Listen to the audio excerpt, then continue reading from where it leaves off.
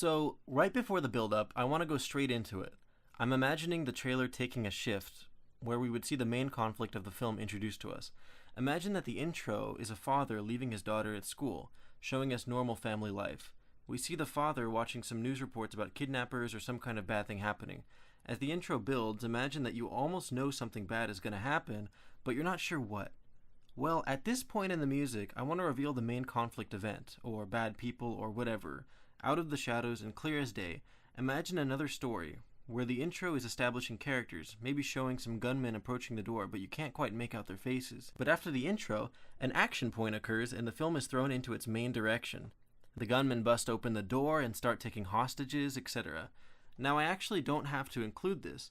I could go straight into the build-up, but it is part of my philosophy that you should be filling your track with segments like these for the convenience of the editor. It's extremely necessary to take a step back and look at your track not as music, but as tools to tell a story, and as tools for editors to use to tell that story. Toy box. So what would one use to start this action point? Well, the first thing that comes to my mind is hits. Hits, hits. If you really want to simplify the psychology of trailer music, hits reveal something.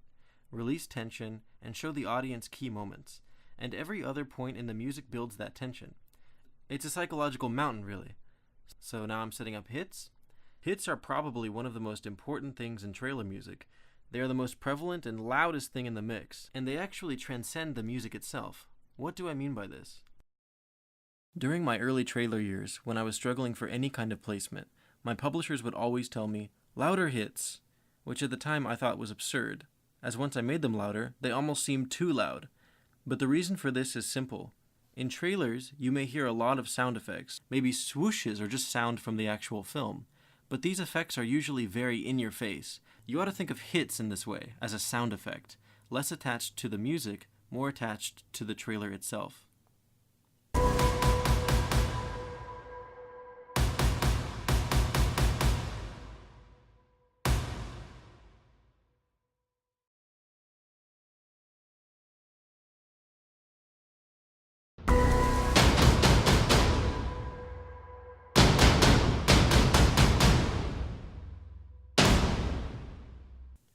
My hits here are a big combination of things, but try to avoid redundancy.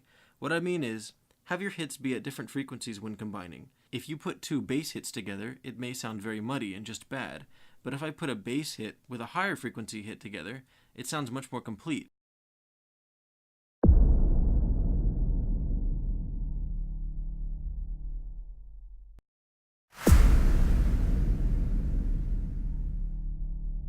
Experiment with different combinations, getting your hits to sound just right.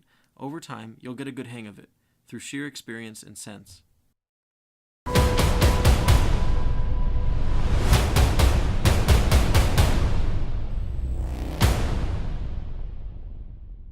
After these hits, I have a break. I'm going to do a bass synth that descends. These are very common in trailer music. I like to call it the whoa moment, where the trailer is telling the audience to focus completely on some kind of cool or show-offy action or event in the trailer. Maybe a warrior jumping off a cliff, sword in hand, plunging down to strike her enemies. Whatever it may be, it's trying to make at least one person in the audience say, whoa.